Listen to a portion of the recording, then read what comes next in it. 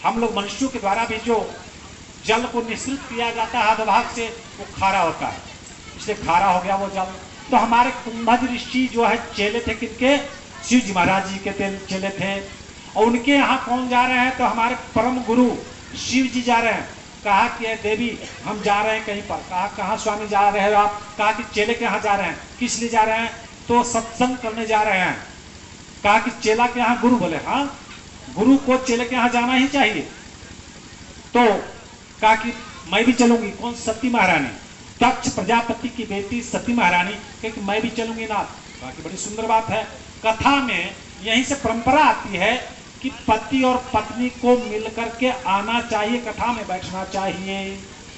जैसे भोलेनाथ और माता पार्वती मैया कुंभज ऋषि के यहाँ आए थे, और यदि यहाँ पर केवल पत्नियां आई हैं, पति नहीं आए हैं, तो समझिए आपको आधा मिलेगा, आधा तो जा रहा है ना। इसलिए पति और पत्नी को मिलकर के आना चाहिए। दूसरी बात हम ध्यान दिलाते हैं आपको कि जब आपकी शादी हो रही थी ना, तो पति कसम खाया था पत्नी से कि किसी भी प्रकार के यज्ञ, जाजन, पूजा, पाठ, तीर्थ, व्रत आदि में मैं तुम्हारे साथ रहूंगा, ऐसा वचन देता हूं, है ना। तो कसम तो खाया था, साथ नहीं निभाता है। तो आप लोग जरा पूछिए जा करके कि आप कैसा पति हो जो साथ में निभाते हो, हैं? पंडित जी तो बतला रहे थे वहां कि कथा में साथ में जाना चाहिए, और आप तो आते नहीं है। आप उधर कौन सी के फेर में रहते हैं पता नहीं, वो उसके फेर में, है ना। जय श्री सीताराम। इशारों में आप सब कुछ समझ जाएंगे। तो साथ लेकर के कल से आप लोग आना कथा में। जैसे मेरे भोलेनाथ मैया पार्वती जी आ रही है ना। आए कहाँ? चेले के यहाँ। चेला दंड प्रणाम करने के बाद, आचमनी अर्घा देने के बाद सुंदर सा आसन पर प्रभु को बैठाया और हाथ जोड़कर विनम्र भाव से पूछते हैं कुंभज ऋषि कि कहिए गुरुजी क्या आज्ञा है? कहा कुछ नहीं, सत्संग करने आए, भगवान राम की कथा होगी। कहा कि तो प्रभु आप जो हैं कथा कीजिए, हम सुनेंगे। कि नहीं नहीं नहीं, हम लोग दोनों सुनने आए हैं। कहा कि सर्वप्रथमतः बस संक्षिप्त सी कथा। रामायण को प्रथम लिखने वाले कौन है? रामायण को प्रथम लिखने वाले कौन है? रामायण किसने प्रथम लिखा? शंकर जी। शंकर जी, गुड, क्या बात है। कैसे भैया प्रमाणित किया जाए? तब रामायण में चौपाई लिखा हुआ है क्या? रच महेश निज मानस रच महेश मानस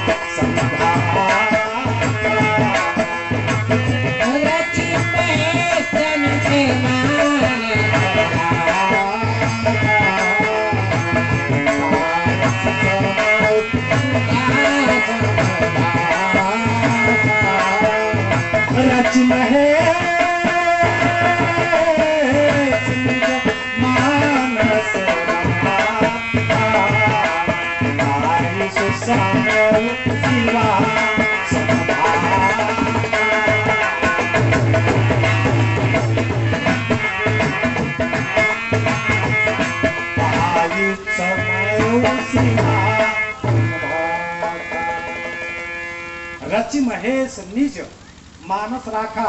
शंकर भगवान ने रचना की और अपने मन में रखा था, लेकिन समय आने पर शिवा आनी पार्वती मैया को उन्होंने कथा सुनाया।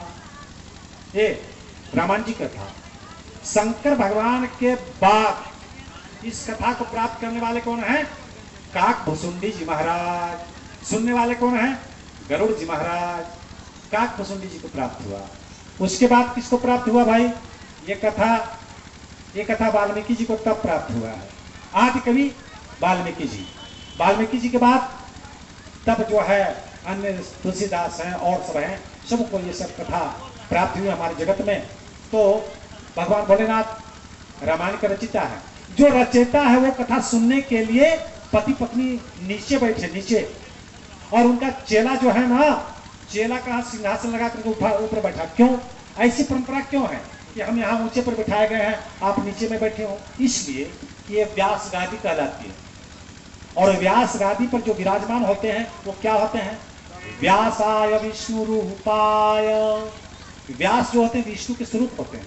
इसलिए उनको ऊंचा आसन दिया जाता है। किस लिए दिया जाता है कि वो क्या करते हैं, तो भगवान जो परम पावन है उनकी कथा वो करने के लिए बैठे हैं ना, जो सर्वश्रेष्ठ परमात्मा है उनकी कथा करने के लिए बैठे हैं, इसलिए सर्वश्रेष्ठ उनको आसन दिया जाए, है ना। ये परंपरा रही। तो पति पत्नी नीचे बैठे और कथा भगवान की आरंभ हो जाती है, श्री राम जी की कथा। लेकिन देखिए चेला अब यहां कथा कर रहे हैं और उल्टे में जो मतलब कथा करने वाले चेले जो है कुंभज ऋषि ना, वो पूछते हैं शंभू जी से कि प्रभु धर्म का अधिकारी कौन होता है। शंभू जी जो है धर्म के मर्म को अपने चेले को बता दिया। अतः कथा में परस्पर संवाद होती है, श्रोता और वक्ता के बीच परस्पर संवाद होती है। जहां कुछ शंकाएं चली आवे कथा में तो उसका निदान पूछना चाहिए निश्चित रूप से। अथवा आप लोगों के जीवन में कुछ इस प्रकार की धार्मिक जो शंकाएं हैं तो उनको पूछना चाहिए, कथावासी से पूछना चाहिए, यज्ञाचार्य आए हैं उनसे पूछना चाहिए, जानना चाहिए। उदाहरण के लिए जैसे हम आपसे प्रश्न कर देते हैं माता लोग कि कहते हैं कि जब किसी भगवान का नैवेद्य आदि बनाने लग जाओ तो बोलना नहीं चाहिए, काहे, है ना। इस प्रकार के बहुत सारे प्रश्न हैं। तो ये सब छोटी छोटी शंकाओं का जो समाधान करते हुए श्रोता वक्ता के बीच में जो सत्संग होता है वही जो ज्ञानवर्धक होता है। उदाहरण के लिए जैसे हम आपको बतला दें कि गंगा स्नान में कितने लोग यहाँ गंगा स्नान किए, जरा हाथ उठा बताइए तो। प्रेम से बोलिए गंगा मैया की, गंगा मैया की। कितने लोग गंगा स्नान किए जरा बताइए तो, हाथ उठा। अरे राम रे राम, सब लोग अभी तक स्नान नहीं किए हैं। सीताराम सीताराम। माघ का महीना चल रहा है, पूर्णिमा को जा करके, है ना, प्रयागराज में आप सब लोग स्नान करके आइएगा, है ना। जिंदगी भर कमाना खाना तो लगा रहेगा। गंगा मैया में स्नान करना चाहिए, सब ज्ञान में आता है, पाप धुलते हैं, इसे करना चाहिए। तो हम क्या निवेदन कर रहे थे आपसे, वह यह कि नहीं नहाए तो कोई बात नहीं है। एक कथा रूपी गंगा जो है ना यहाँ प्रवाहित हो रही है, सारे तीर्थ यहाँ आए हुए हैं। इस कथा रूपी गंगा में जो श्रवण कर रहे हैं, समस्त तीर्थों में जाने का फल, समस्त गंगा में स्नान का फल आपको यहीं बैठे बैठे प्राप्त हो जाएगा। कैसे? जत्रेव गंगा जत्रेव गंगा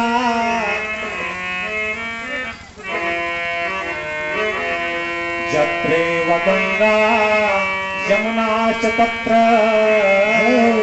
गोदावरी सरस्वती च सर्वाणि तीर्थानि वसन्ति तत्र यत्र च्युतोद्वार कथा प्रसंग। जहाँ कथा होती है, जत्रेव गंगा जमुनाश्च तत्र गोदावरी सरस्वती च सर्वाणि तीर्थानि, सभी तीर्थ वहां आकर निवास करते हैं। लेकिन कथा श्रवण करनी चाहिए कैसे? हमारे भोलेनाथ माता पार्वती की तरह। अच्छा, किसी ने पूछा ना, एक विद्यार्थी क्लास चल रहा था तो वहां पर गुरुजी ने पूछा, मास्टर साहब ने पूछा बच्चों से, ऐ बच्चों बतलाओ सुनो कि परमात्मा ने 2 कान किस लिए दिया है? तो एक लड़का ने कहा कि गुरुजी अच्छी अच्छी बातें सुनने के लिए। कहा कि ठीक है बैठ जाओ। कहा दूसरा से उठाया कि किस लिए 2 कान दिया है परमात्मा? कहा कि बुरी बात नहीं सुनने के लिए। कहा चलो ठीक है बैठ जाओ। तीसरे ने जैसे मतलब उठ करके कहा गुरुजी हम बताते हैं, सब गलत बतलाया, है ना। जैसे आप लोग भी कथा सुन रहे हैं, तीसरे ने उठ करके कहा कि गुरुजी दोनों बताने से गलत है, हम बताते हैं वो सही है। परमात्मा ने 2 कान इसलिए दिया कि अच्छी अच्छी बातें जो इस कान से सुनो इस कान से निकाल दो। इस प्रकार के श्रोता नहीं बनना है, ठीक है ना। अच्छी बातों को आपके अंदर में रखना है और बुरी बातों को जीवन में निकाल देना है। तो कथा जो है, कथा व्यथा जो समझ मिटा देती है। आपके संपूर्ण जीवन में रामायण क्या है? रामायण जो है ना आपके जीवन जीने की कला सिखाती है। जीवन जीने की कला सिखाती है कौन? रामायण जी।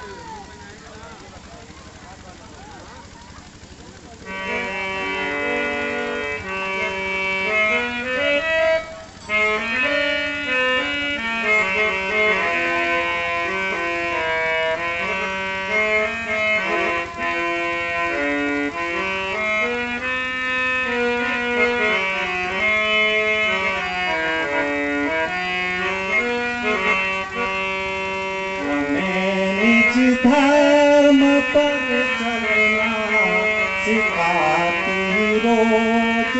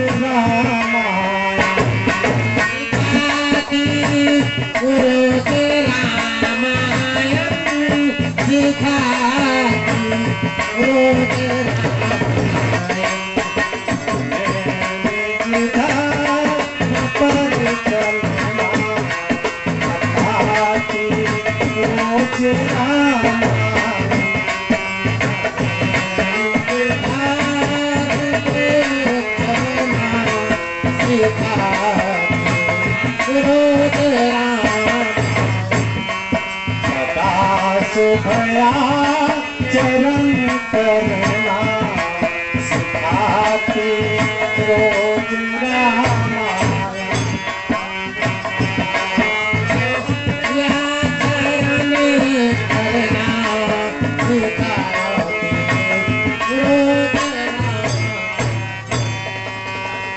वृंदावन हरलाल जय, उमापति महादेव की जय, जय जय श्री राम महाराज की जय। कथा हुई और जब अगस्त ऋषि ने कहा ना कि प्रभु का अवतार जो है संपूर्ण हो चुका है, रघुकुल में उनका अवतार हो चुका है और प्रभु जो है इसी दंडक वन में विचरण कर रहे हैं माता सीता को खोज करते हुए, तो आपका जो है तो कहा कि ठीक है अगस्त ऋषि चले जी, अब कथा को विराम यहीं दिया जाए, जैसे हमारे लोग कर रहे हैं कथा को यहीं विराम दिया जाए। अगस्त ऋषि ने भोलेनाथ ने कहा कि चले जी यही कथा को आप विराम दीजिए और अब हम प्रभु के दर्शन में जा रहे हैं, इसी प्रकार से हम यही कथा को विराम देते हैं और उसके बाद शेष कथा जो कल होगी। कुछ वर्षा आदि व्यवधान के कारण समय का कुछ उलटफेर हो गया जिसमें कि अन्यथा नहीं लिया जाएगा। कल आप लोग समयवत आइए तो समयवत सेवा की जाएगी आप लोगों को निश्चित रूप से। जग कमेटी समिति की ओर से जो है ना सो ये रखा गया है, यूँ तो रखा गया था कि 7 से 9, ठीक है 7 से 9 अच्छा है, ठीक 9 बजे समाप्ति होगी, 9 से आप रामलीला का कार्यक्रम देखिए, कोई दिक्कत वाली बात नहीं है, लेकिन आने का सवेरे कोशिश कीजिए। ऐसे हमारे कलाकार जो है 6:30 बजे यहाँ विराजमान हो जाएंगे और वहाँ से वो भजन की सेवा करेंगे। 7 बजे तक आप लोग मिलते जुलते आ जाइए और 9 तक जैसे मतलब कथा हो, ऐसे जब कमेटी आपको फैसला सुनाएगी, हम इसके संबंध में नहीं बता सकते। तो आइए हम ये कह रहे थे कि एक बस छोटा सा लेते हैं, वो एक बच्चा जो है चिट्ठा भेजा था, उसको देख लेते हैं क्या है, उसके बाद समापन की ओर। आदरणीय आचार्य महोदय जी, मैं अंकित कुमार आपको प्रणाम करता हूँ। महोदय आपने बताया कि हरे का मतलब भक्ति होती है, इसका उदाहरण देते हुए आपने राम की शक्ति सीता को बताए और श्री कृष्ण की शक्ति राधा को बताए। आखिर क्यों? श्री कृष्ण की शक्ति तो रुक्मिणी होना चाहिए ना। चलिए बड़ी अच्छी बात है, ये हमारे जो हैं श्रोता बंधु इन्होंने प्रश्न किया है, जानना चाहिए, ये सब बात जानना चाहिए। क्या है सुनिए, आपका साकेत लोक में वैकुंठ धाम में आपका जो है ना सुबह हमारे 2 मिनट ज्यादा नहीं लेंगे इस उत्तर देने में, और उसके बाद जैसे मात्र मंत्र आरती करेंगे, लंबी चौड़ी आरती नहीं करेंगे, जिसमें किनको तकलीफ नहीं हो मंत्र आरती कर देंगे। कई प्रकार होते हैं आरती के भाव होनी चाहिए। वह क्या है कि हमारे परब्रह्म परमात्मा जो है, ठाकुर जी जो हैं, राम जी जो है, विष्णु जिनको आप कहते हैं, साकेत वैकुंठ धाम में जब निवास कर रहे थे तो वहां पर परा अम्बा, महालक्ष्मी, राधा रानी भी जिनको आप कहते हैं, राधा रानी जी सरकार किसी कारणवशात वहां उपस्थित नहीं थी, अनुपस्थित थी। तो जब राधा रानी जी जो है वहां अनुपस्थित थी वैकुंठ धाम में, तो उस समय मेरे प्रभु जो है विरजा नाम की देवी के साथ विहार कर रहे थे, यानी आनंद मना रहे थे, ठीक है ना। तो उधर से लक्ष्मी, राधा रूपी लक्ष्मी चली आती है और आकर के प्रभु के इस व्यवहार को देख करके कुछ आपस में वो प्रश्नोत्तर करती हैं। अब प्रश्नोत्तर करती हैं तो क्रोध में आकर के उस विरजा देवी को उन्होंने श्रापित कर दिया कि आप धरती लोक में जाकर के आप जो है नदी के रूप में निवास करो। तो राधा रानी जो महालक्ष्मी थी, जिनको राधा रानी भी कहा जाता है, राधा रानी के श्राप से विरजा जो है यहाँ नदी बन करके विरजा नदी भारत में जो है मतलब अवतरित हो गई। और उसने जो है श्राप दिया कि आप भी जो है राधा रानी, आप भी जाकर के धरती पर अंशावतार लेकर के मनुष्य में आप भी जैसे मतलब कि जन्म लो। तो वो चली आई कहाँ, धरती पर जन्म लेकर के वृषभानु की लली बनी, वृषभानु की बेटी बनी यहाँ पर। और उनकी शादी जो है रायण नाम के वैश्य से उनकी शादी हुई थी, जो रायण भी विष्णु का अंशावतार था। और ये राधा रानी जो है, राधा रानी के जो है लक्ष्मी के अवतार जो थी, राधा रानी वृषभानु की लली, जो श्री कृष्ण से 13 वर्ष बड़ी थी, है ना, उम्र में बड़ी थी, जस्ट दुगना। तो कारण की जो है मतलब कि ये वैकुंठ धाम में तो ये अपनी पत्नी थी ना, परम प्रिय पत्नी थी। यहाँ पर श्राप इत्यादि के कारण अवतार लेना पड़ा, विलग होना पड़ा, लेकिन अंतस प्रेम वही था। अथवा इसको दूसरा उत्तर सुनिए कि परमात्मा ने बताया ये कि पति और पत्नी का प्रेम जो होता है, पति और पत्नी का प्रेम स्वार्थ पर आधारित नहीं, अंतस प्रेम की जो है मतलब की होता है। अंतस प्रेम को प्रेम कहते हैं, बल्कि सांसारिक संबंधों के कारण जो प्रेम स्थापित होता है वह नहीं, आंतरिक प्रेम को प्रेम कहते हैं। राधा यहाँ धरती पर आकर के और कृष्ण यहाँ धरती पर आकर के मानो हम सबको शिक्षा ये दिया कि पति और पत्नी का जो संबंध होता है, आंतरिक मार्मिक प्रेम ही सर्वोपरि है। सांसारिक प्रेम तो जैसे मतलब कि सर्वथा गौण है, निर्मूल है, उसकी कोई बहुत बड़ी बात नहीं होती है। आंतरिक प्रेम ही सर्वोपरि होता है। इस प्रकार से राधा रानी जो है, महालक्ष्मी राधा रानी ही अवतरित हुई थी वैकुंठ धाम वाली, यहाँ पर वृषभानु की लली बनी थी। इसलिए दोनों जो है मतलब कि पति पत्नी ही है, कोई अलग बिलग तो है नहीं। लेकिन यहाँ पर लीला मात्र से धरती पर भगवान जो आते हैं, क्या करने आते हैं? लीला ड्रामा। किस लिए? लोक शिक्षण के लिए। जैसे रामलीला वाले जो हैं, सो आपको क्या कर रहे हैं? लीला के माध्यम से क्या दे रहे हैं? शिक्षण। हम आपको कथा के माध्यम से क्या दे रहे हैं? शिक्षण। आप अपने जीवन को सुसंस्कृत बनाने के लिए आप चाहते हैं कि हमारा जीवन बड़ा ही खुशमय हो, खुशहाल हो, हमारे बेटे बेटियां उन्नति करें, डॉक्टर बने, इंजीनियर बने, तो उसके लिए आपको क्या करना होगा? सुंदर संस्कार में जीना पड़ेगा। सुंदर संस्कार अर्थात आपको ये बतला दे माँ, सुनो कि जो है अनंत आत्माएं इस वायुमंडल में तड़प रही हैं, सुंदर सुंदर आत्माएं तड़प रही हैं कि कोई योग्य माता पिता मिले, हमें पूरा पुण्यवान वाला माता पिता मिले, जिसके ओत्र में जाकर के हम जन्म लेकर के धरती का जैसे मतलब कि उद्धार करें। लेकिन आप जो है मतलब कि जो है एक बात आप लोग से पूछते हैं, तो बताइए, जहां मुर्दे गाड़े जाते हैं उसको क्या कहते हैं? मुर्दे जहां गाड़े जाते हैं उसको क्या कहते हैं? कब्रिस्तान। गाड़े जाते हैं जहां, और जहां जलाए जाते हैं वहां उसको क्या कहते हैं? शमशान घाट। चलिए ठीक है। तो किसी आज तो भजन का समय नहीं, कल भजन कर दे। किसी बकरे को आपने जैसे मतलब कि क्या कर दिया, जैसे उनको जैसे मार दिया, वो क्या डेड बॉडी हुआ ना, वो जिंदा हुआ कि मुर्दा हुआ? मुर्दा हुआ ना। चलिए, तो मुर्दे को छोटे छोटे करके कढ़ाई में माने जलाना कहिए, कढ़ाई में भूजना माने जलाना। तो जहां वो कढ़ाई में जलाया जा रहा है, रसोई आपका क्या हो गया? शमशान घाट। और इसमें पेट में दफन कर दिया, तो पेट आपका क्या हो गया? कब्रिस्तान। अब आपसे पूछते हैं कि कब्रिस्तान में और शमशान घाट में भूत प्रेत डान चुड़ैल डाकनी शाकनी निवास नहीं करेगा तो कौन करेगा? अच्छा, इन लोगों को हम विरोध नहीं कर रहे हैं। जो इस प्रकार के राक्षसी आहार करते हैं, उनके जीवन में कान खोल करके आप डंके की चोट पर सुन लीजिए कि आपके जीवन में भ्रम में मत रहिएगा।